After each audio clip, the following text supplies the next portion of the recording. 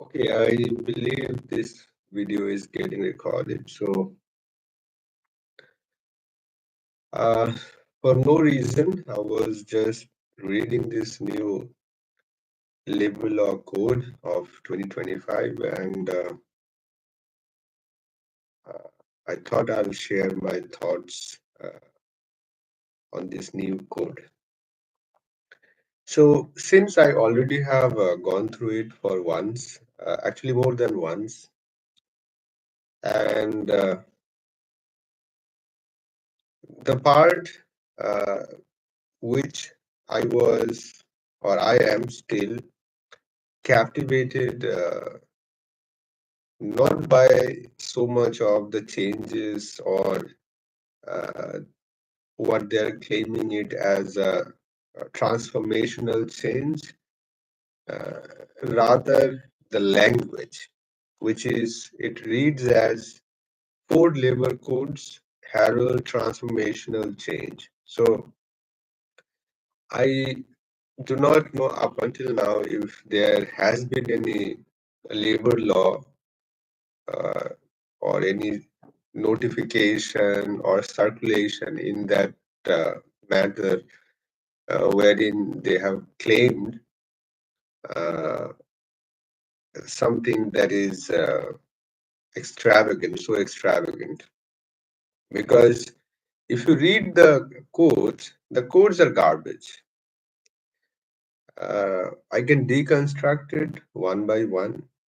Let me just quickly tell you this one.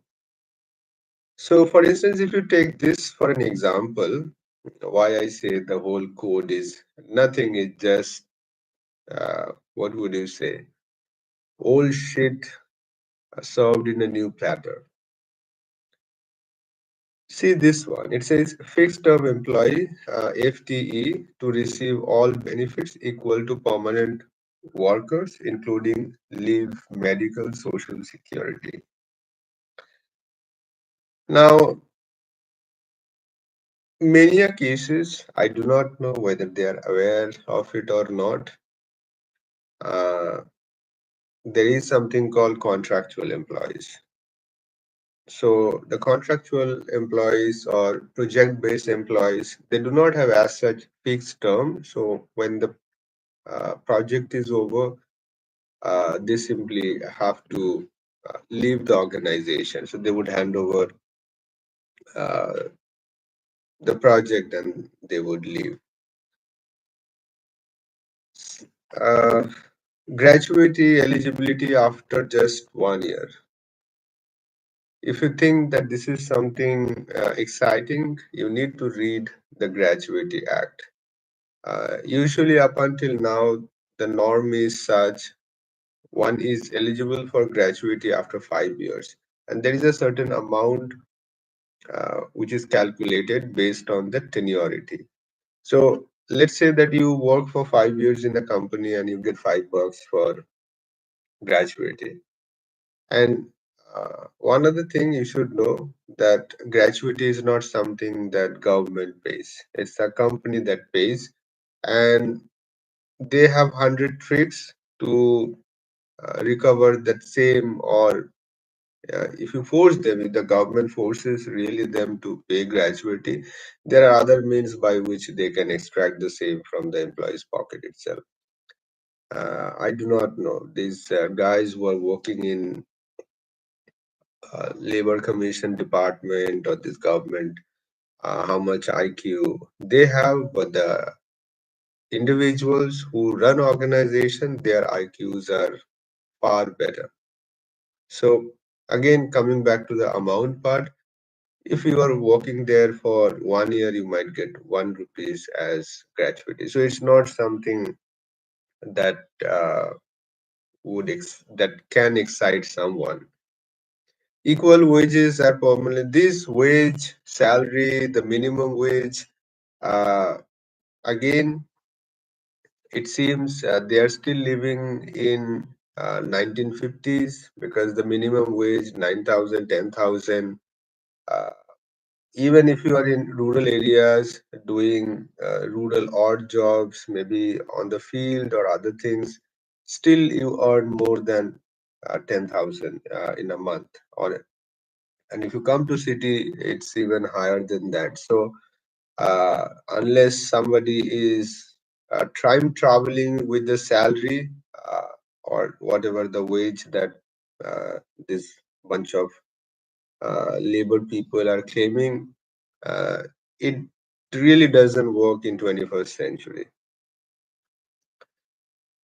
Uh, Aggregators must contribute 1 or 2% of the annual turnover, capped at 5% of the payable to gig and platform workers.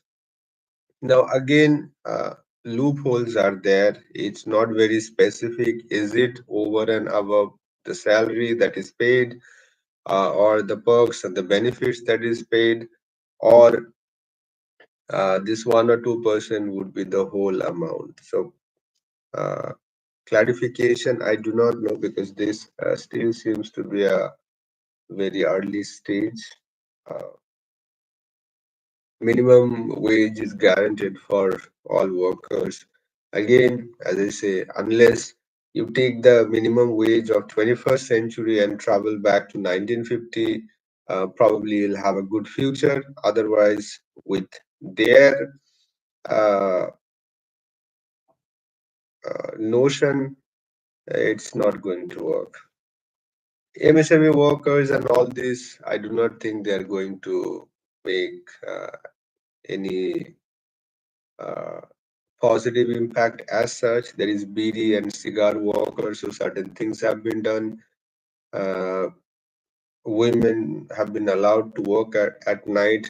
Again, I do not know. Maybe they have been sleeping for all these years. Women have been working at night in many companies, whether it is information tech or in different nursing homes or medical institutions. Women have been doing it.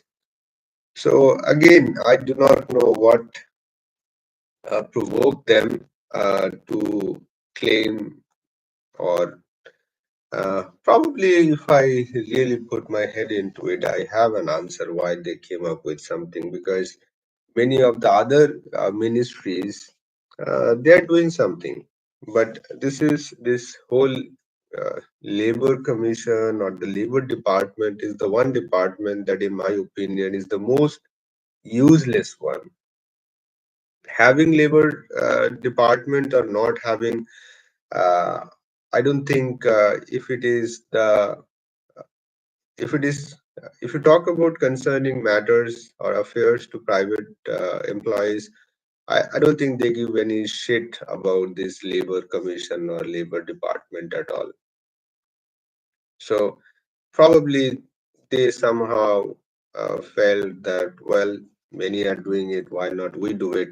So they took the whole, as I said, shit and put it on a new platter, and they have given it to the common people. And there are many even medias where some good things about certain good things have been written about it, but I guess they haven't read the whole thing, or probably they just have read the preface and went on with praising or hailing this new set of codes that they have developed. So that's pretty much everything. Let me know uh, your thoughts. Thanks.